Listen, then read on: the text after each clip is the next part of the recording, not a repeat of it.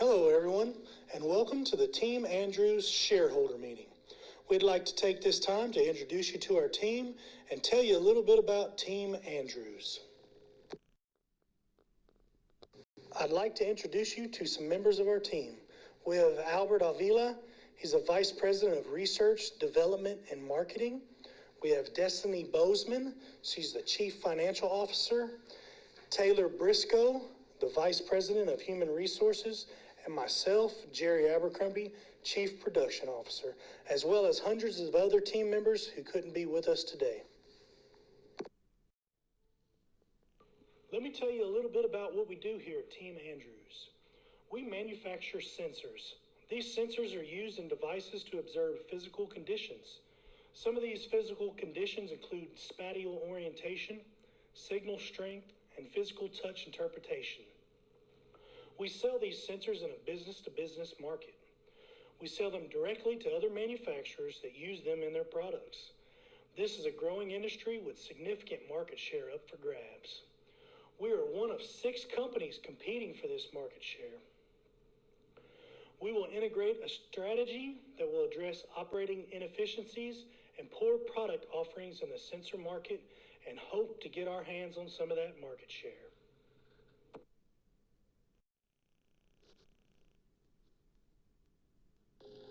I would like to take this time to introduce you to our products.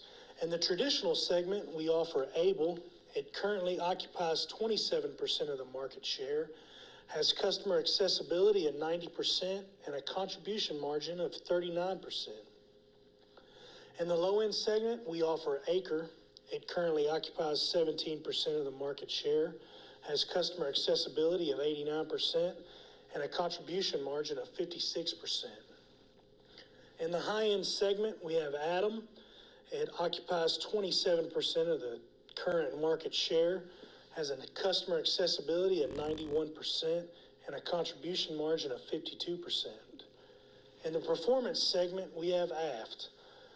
It currently occupies 50% of the market share, has a customer accessibility of 88%, and a contribution margin of 49%. Lastly, in the size segment, we offer Agape. It currently occupies 48% of the market share, has 89% customer accessibility, and has a contribution margin of 50%.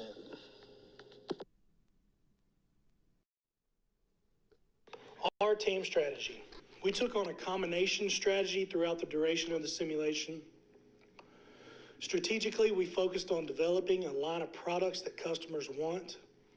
We marketed and priced those products at a competitive as well as profitable position in the market. Develop a production schedule to manage the inventory, invest in automation to control labor costs, and adjust production capacities to maximize plant utilization.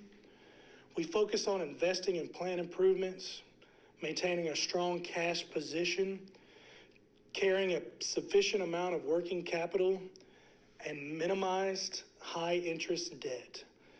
We focused on recruitment and training to maintain employees' relations and maximize productivity. Lastly, we invested in TQM to lower costs, accelerate R&D, and increase demand for our products. Our team's responsibilities.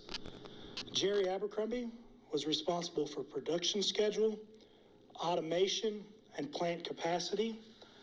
Albert Avila was responsible for research and development, marketing, and investment in TQM.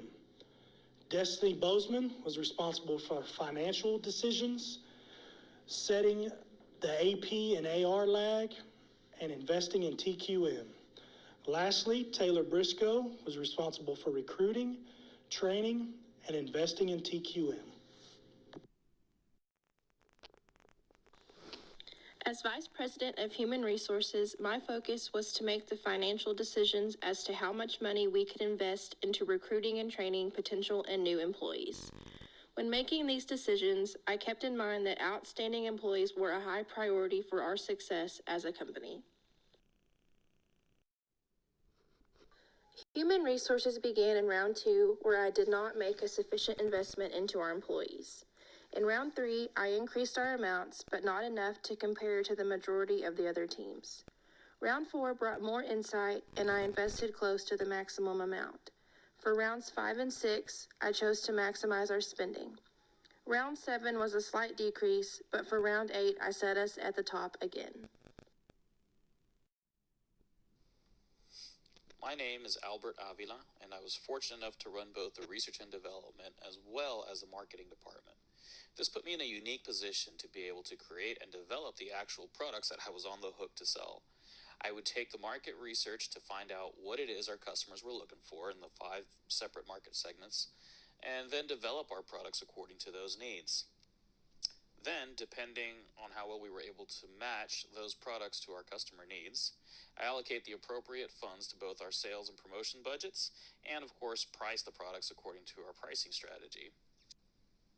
At year end, I have to look and see how we did in terms of sales, customer awareness, and accessibility, and then create next year's sales forecast and plan the rest of my budgets accordingly. My key focus in this role was to help drive customer demand by continually improving and promoting each of our products.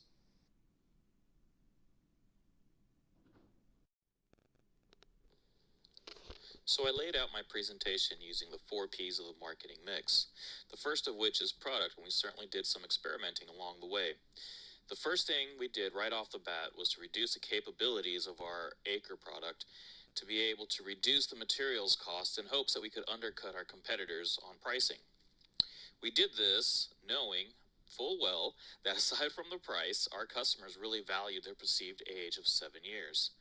So each year, we would have to update the acre product to meet the drift rate. This worked out great in the early rounds because we were able to sell it at a price much lower than our competitors. However, in later rounds, the perceived age of 7 years started to catch up with us as many of our competitors were reaching that 7-year mark. The end result of this was a dip in acre sales and some unexpected inventory costs. The rest of our products, however, did fare well as we were able to keep up with the drift rates. Our TQM initiatives were instrumental in allowing us to release revised products faster, as well as keep our costs down. After our second year of TQM, we had a lot more freedom to experiment with trying to get ahead of the drift rates. Although the Andrews brand has well been established over the past 8 years, we need to take a serious look at releasing new products in order to keep the product line fresh and attract new customers.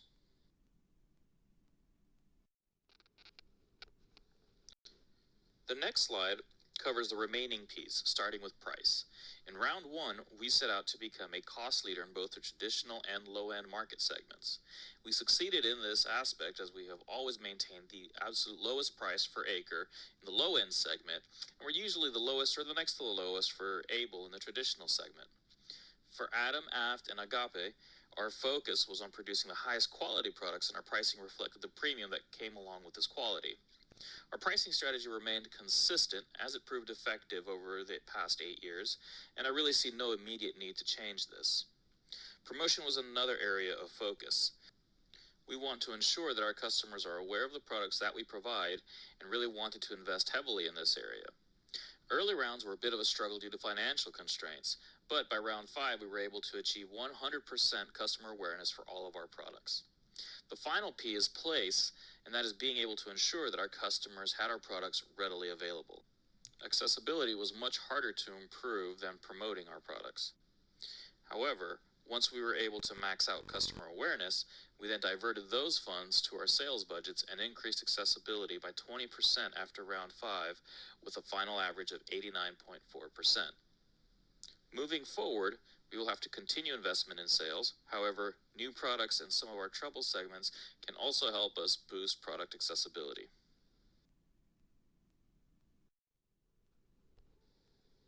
So far, everything we've covered has been great, but this is a shareholder meeting, and the question on everyone's mind is, can we sell? The short answer is yes. Andrews has been the industry leader in sales revenue year after year. We were able to grow our sales revenue by 371% over the past 8 years, and do plan to maintain that growth. However, in order to accommodate this growth, our bottom line did suffer a bit in early rounds. As you can see from the chart, we actually started the first round with an operating loss of about $1 million. We were in good company, as all but one of our competitors also failed to turn a profit that year. However, our sales kept increasing, and we continued to increase capacity and automation. By round 5, we started to see our automation investments paying off with a $25.9 million net profit, up 350% from that previous year. The key to our sustained growth was our dedication to our core strategy and continued investment into our full product line. Hello, everyone. My name is Jerry Abercrombie. I am the Chief Production Officer for Team Andrews. As Chief Production Officer, my focus was to set a production schedule that produced an appropriate amount of sensors to exceed our sales forecast, as well as manage inventory carryover. Excess inventory carryover affected our balanced scorecard as well as profit margins. However, not enough inventory could reduce potential sales. I also invested in automation to control labor costs, increase contribution margin, and boost production efficiency. Lastly, my focus was to manage first and second shift production capacity. This involved buying capacity to meet current and future production needs, manage plant utilization, and control labor costs. In round 1, we produced roughly 110% of forecasted sales, experienced some inventory carryover, invested in automation to lower labor costs, and increase contribution margins. In round 2, we produced roughly 111% of forecasted sales, almost sold out of all inventory, invested a small amount in automation, and increased capacity on acre. Round 3, we produced roughly 115% of forecasted sales, experienced some inventory carryover on Able, invested in automation and capacity on Able and acre to meet demand. Round 4, we produced roughly 115% of forecasted sales, practically sold out of all inventory, invested heavily in automation to lower labor costs and increase contribution margins, made a small investment in capacity for aft, and started to see the effects of TQM on demand. Round 5, we produced roughly 115% of forecasted sales. The effect of TQM on demand is in full effect. We opted to invest heavily in capacity rather than automation to keep up with demand, as plant utilization is almost maxed out. We experienced some inventory carryover. Round 6, we produced roughly 118% of forecasted sales. Still feeling the effects of TQM on demand, we undersold on acre and experienced some inventory carryover. We also invested in capacity and automation to meet demand and lower labor costs, ultimately improving contribution margins. In round 7, we produced roughly 118% of forecasted sales, experienced some inventory due to TQM investments being maximized, made a small investment in automation, and significant investments in capacity to meet demand. Round 8, we produced roughly 112% of forecasted sales, experienced some inventory carryover, but it was manageable, made no investments in automation or capacity. As production officer, I underestimated the effects of TQM initially and then overestimated the effects in later rounds. This affected capacity as I fell behind the demand curve in some rounds, then experienced some inventory carryover in later rounds. I also should have made small automation and capacity increases together rather than focusing on one or the other in any given round. This led to some separation costs that could have been avoided. Hi, I'm Destiny Bozeman, Chief Financial Officer for Team Andrew. My focus was to finance plant improvements with long-term debt such as bonds. I also issued stocks to finance long-term investments. The long-term debt afforded a longer payback period. We avoided emergency loans with our good cash management. I set a accounts payable and accounts receivable lag at appropriate lengths to satisfy our customers as well as our suppliers. We maintained a strong leverage with a goal of 1.5 to 3.0. We ensured that we had sufficient working capital with a goal to stay between 30 and 90 days. We maintained a good, strong cash position at the end of each round. We set a minimum of $15 million to accomplish that. We waited until we could maximize our return to investors and paid high dividends to gain excitement and confidence with our investors.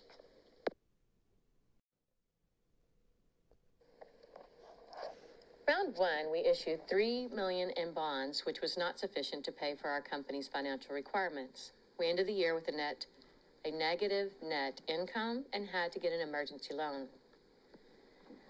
We ended the year with poor stock prices, bond ratings, and had zero closing cash. Round two, we issued $7 million in stocks and $15 million in bonds to finance company plant improvements. We did end the year with a positive net income of over $5 million and a closing cash of over $23 million. We were able to improve our stock prices and our bond rating. By year three, round three, we issued $12 million in stocks, $12 million in bonds to finance plant improvements. We ended the year with a net income of over $5 million and a closing cash of over $16 million. We continue to improve our stock prices and bond rating. We decreased our expensive current debt for the second year in a row. Round four, we issued $18 million in stocks and $30 million in bonds to finance improvements. We ended the year with a net income of over $7 million and a closing cash of over $50 million. We maintained a strong leverage and working capital. Our stock prices and bond ratings continue to increase. Round five, we issued $20 million in stocks and zero in bonds. We ended the year with a net income of over $25 million and a closing cash of over $30 million. Our net margin has continuously improved over the last several years, and our stock prices and bond ratings improved over the last year's numbers. Round six, we issued $5 million in bonds and $5 million in stocks and $50 million in bonds to finance plant improvements. We ended the year with a net income of over $36 million and a closing cash of over $46 million. Our stock prices increased from $67 per share to over $95 per share. Round seven, we issued zero in stock and $60 million in bonds to finance plant improvements. During the year, we retired $10 million in stocks, paid off our current debt, paid dividends of $19 million. We ended the year with a net income of over $69 million and a closing cash of over $57 million. Our stock prices rose to over $148 per share. Round eight, we did not issue any stocks or bonds. Our current debt was zero. We retired over $26 million in stocks, and we paid over $84 million to our shareholders. Our stock prices ended at $209.34, and our bond rating was at a B. The issuings of stocks and bonds throughout most of the rounds ensured that we had strong leverage, sufficient working capital, and a strong cash position. This allowed us to invest in our company, service our customers, and eventually reward our investors with dividends paid.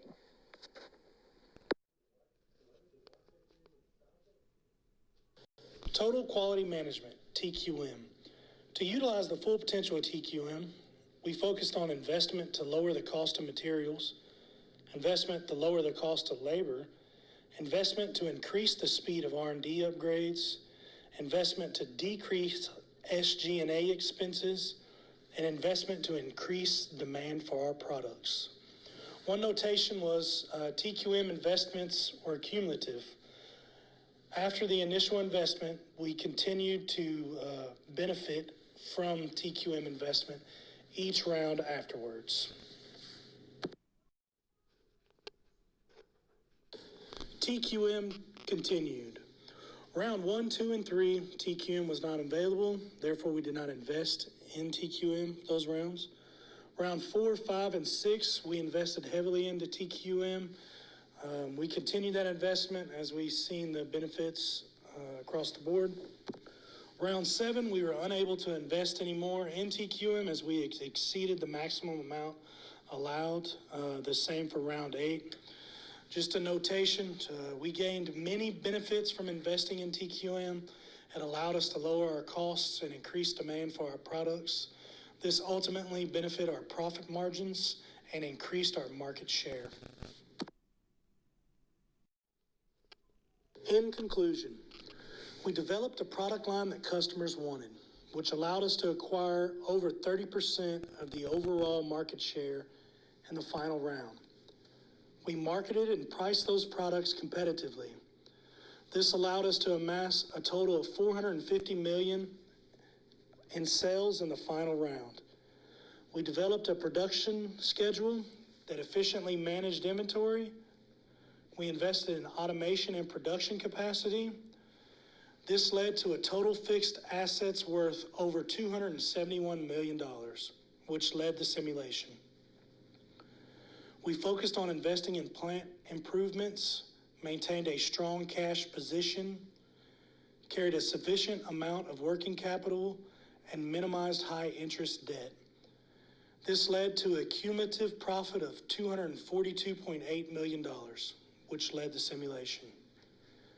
We focused on recruitment and training, which led to an acceptable turnover rate and a productivity index of 123.6% in the final round. The hard work of our employees allowed us to amass an ending stock price of $209.34, which led the simulation. We invested heavily in TQM, which benefited us by lowering costs, accelerating R&D, and increased demand for our products. Lastly, we experienced some ups and downs, some victories and some losses throughout this simulation. However, we remained steadfast in our overall strategy, which led to great success in the simulation. It was an awesome learning experience, and we look forward to using some of these lessons learned later down the road. Thank you. What's next for Team Andrews? Team Andrews will continue to use our competitive strategy to be a leader in the sensor market. We've increased our sales, net income, net profit, and stock price in 7 consecutive years. The previous 2 years, we've paid an industry-leading dividend.